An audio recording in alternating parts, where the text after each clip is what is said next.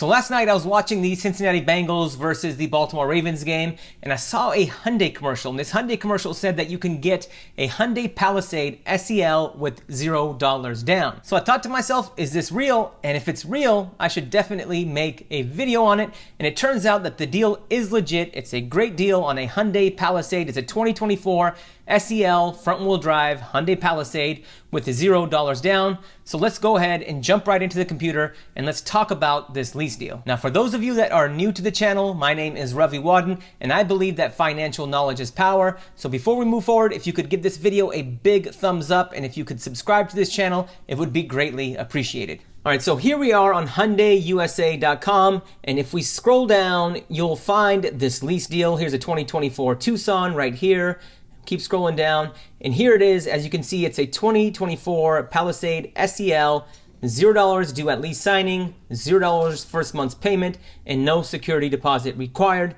So let's go ahead and click on View Offers. And so it'll take you to this lease deal. This is actually for a 2024 Palisade SE. This is $381 a month, but it has $4,009 due at lease signing. So what we want to do is look at the SEL, which is right over here. Now this is a 2024 Palisade SEL, and this is the featured sign and drive offer.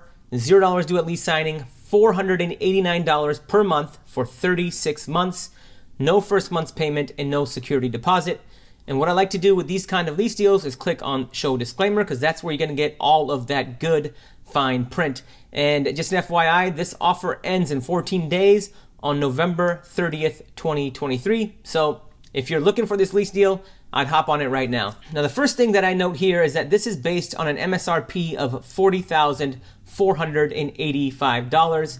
It's a Palisade SEL, and this, ladies and gentlemen, is actually a front-wheel drive model. It's not an all-wheel drive model. So if you live in the Northeast or somewhere where it snows a lot, or the weather gets a bit intolerant, or you deal with ice, you might need an all-wheel drive model. But front-wheel drive models aren't really that bad in the snow or inclement weather, but all-wheel drive models are definitely better. So if you need an all-wheel drive model, this might not be the lease deal for you, but it's still a great lease deal. Now, moving on, you'll see that the net capitalized cost of $40,735 includes the $650 acquisition fee, which is great. So normally when you sign a lease, like a true sign and drive lease offer like this one, you may have to pay that $650 up front.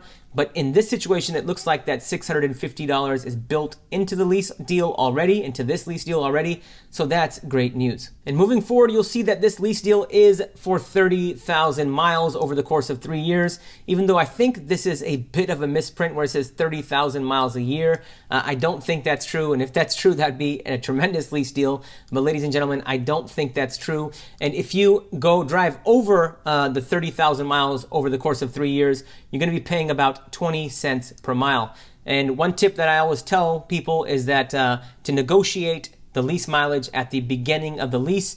So if you need a lease that allows for 12,000 miles a year or 15,000 miles a year, it's better to negotiate that at the front end of the lease rather than paying the excess mileage penalty, in this case 20 cents per mile. Now, another thing that I noticed here is that it says purchase option and disposition fees apply except where limited by applicable law. Now, usually when I look at Hyundai lease deals, like I recently looked at a Hyundai Ioniq 5 lease deal, and that usually has the lease end purchase price built into this fine print, but I'm not seeing the lease end purchase price for this particular lease deal. So I'm really curious as to why they didn't put that information in this lease. Like, can you not buy this lease at the end of the term, or did they just forget to put it in? Because clearly whoever wrote this didn't really proofread this ad, as it says 30,000 miles a year. So maybe that same person or that same team at Hyundai also forgot to write in the lease end purchase option price. Now, I did want to double check what I just said. So I went and looked at the lease special for the 2024 Hyundai Tucson SE. And as you can see here, where did I just see it? Oh yeah, it says option to purchase at the lease end for $17,723. So this is also a Hyundai lease offer, and it has the lease end purchase option built in with the price that you can buy this car at the end of the lease term. But for some reason, this Hyundai Palisade lease does not have that lease end purchase option and that relevant price. Now, I've covered this in past videos, but the reason that I like a lease and purchase option is that you can realize any potential equity at the end of your lease term. Because if a lease deal does not have a lease and purchase option, you have to turn that car back in, and that really limits your financial options. As an example, this lease allows for 30,000 miles over the course of 3 years, but let's say I drove, 60,000 miles. Well, in that sense, it might make sense to buy the car instead of paying the 20 cents per mile. And on the contrary, I paid for 30,000 miles up front, but let's say I only drove this car 10,000 miles over 3 years. Well, then I probably have some equity in the car. And when you have a lease and purchase option, you're able to realize, that equity. And when I say equity, here's what I mean. Let's just say that the lease and purchase option on this car is $25,000. And let's say that at the end of the lease term, you only drove it 10,000 miles and it's actually worth $29,000. Well, what I could do is take this car to a Hyundai dealer or Hyundai dealers in my area and get quotes from them, get purchase quotes from them, and then sell it to the highest bidder. Or since I've only driven the car 10,000 miles, I could buy the car and maybe drive it for another year or two, or I could take that equity and actually put it towards my next lease. Now, whatever you decide to do based on your circumstances, that's really up to you. But the point is, you don't want to leave that equity on the table because then you're just letting Hyundai or that dealership profit instead of putting that money back in your pocket. Now, I'm actually going to pull up the calculator and I want to talk about the 1.25% rule of leasing. Now, the 1.25% rule of leasing is a rule of thumb that I use to determine whether or not you're getting a good lease deal. So essentially, if your monthly payment with $0 down is 1.25% or under the MSRP of the car, you're getting a great lease deal. Now, if it's under 1.5%, that's not a great lease deal, that's a good lease deal.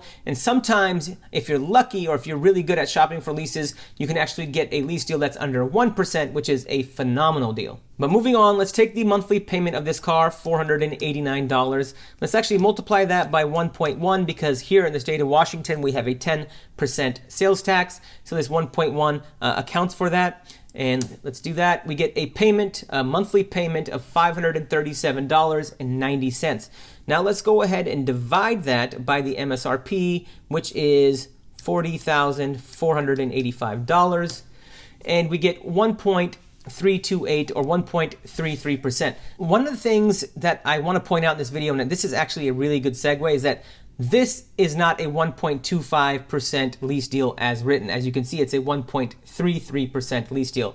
But one thing that I really want to instill into everyone watching this video is that these lease deals, aren't fully negotiated. Like, this isn't the best that Hyundai can do. So my advice to all of you watching and to all of you listening is to negotiate this lease deal even further. Because if I were shopping for this particular car, I'm definitely trying to get $1,000, $2,000, $3,000, even $4,000 off of the selling price. And that could have a very different outcome in terms of the monthly payment. Roughly with taxes, for every $1,000 that you can knock off of the selling price of a car, you're going to reduce the monthly payment by roughly $30 a month. So let's redo these calculations, assuming you got a $2,000 discount off of MSRP. So in a hypothetical scenario, let's just take $489 and subtract $60 from it, assuming we get $2,000 off of MSRP. So in that situation, our monthly payment would now be $429 a month. We can multiply that by 1.1, and we get $471.90. That would be your monthly payment, assuming a $2,000 discount on the car.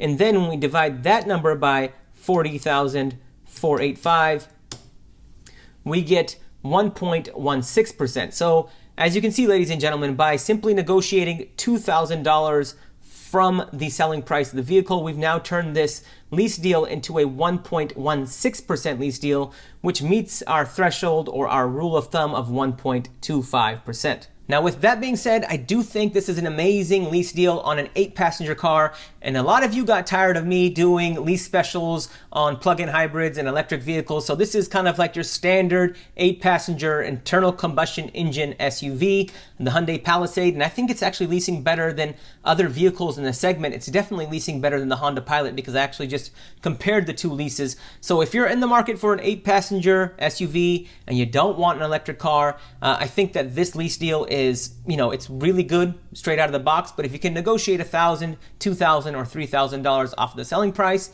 you'll turn this into a tremendous lease deal. But with that, ladies and gentlemen, I'm gonna call it a video. Thank you all for watching. Financial knowledge is power. Please like and follow for more.